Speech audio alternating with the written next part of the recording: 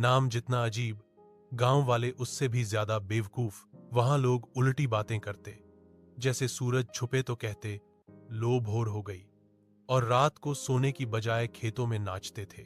गांव का सरपंच भोला सबसे बड़ा बुद्धू था। एक बार उसने ऐलान किया कि अब से सबको दही पीनी होगी, क्योंकि पानी बहुत साधारण होता है। लोग हाँ में हाँ मिलाते गए और नदी में दही डालने लगे। नदी तो गंदी हो गई, लेकिन सब खुश थे कि अब हम अनोखे हैं। एक दिन एक समझदार आदमी रमेश उस गांव में पहुंचा। उसने देखा कि लोग साइकिल को सिर पर उठाकर चलते हैं, कहते हैं कि पंक्चर ना हो इसलिए। रमेश ने सबको समझाने की कोशिश की, पर सब बोले तू ही उल्टा है, हम तो सही हैं। फिर रमेश ने चालाकी से गांव वालों से कहा, अगर तुम सच में इतने अनोखे हो तो क्यों ना खुद को दुनिया से अलग कर लो।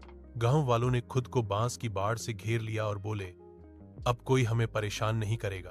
तब रमेश ने बाहर वालों को बताया, ये भारत का सबसे अनोखा बेवकूफ गांव है। और फिर लोग हौंसते हुए उस गांव को देखने आने लगे और गांव टूरिस्ट स्पॉट बन गया। बेवकूफपुर अब भी वैसा ही है, लेकिन अब कमाई करता है। एक गांव का बेवकूफ राजा। बहुत समय पहले की बात है। एक छोटे से गांव बकलापुर में एक राजा रहता था। नाम था राजा ठनठन गोपाल। वह इतना बेवकूफ था कि लोग उसे पीछे से ठनठन राजा बुलाते थे। एक दिन उसने ऐलान किया, आज से सब लोग उल्टे चलेंगे ताकि जमीन कम घिसे। गांव वाले परेशान, पर डर के मारे उल्टे चलने लगे। कई लोग गिरे, कुछ खड्डे में गिरे, पर राजा खुश था। देखो मेरा आइडिया कितना काम का है। एक और दिन राजा ने सोचा कि गाय दूध नहीं देती क्योंकि वो बोर हो गई है। उसने गायों के लिए डांस पार्टी रख दी।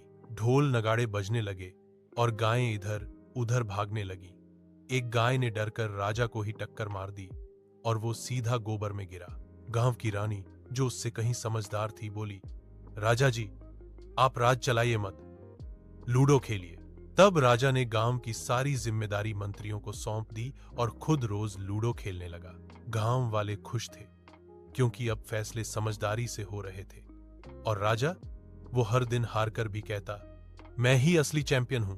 आज भी लोग कहते हैं ऐसा राजा न हो, पर उसकी कहानियां रोज हों।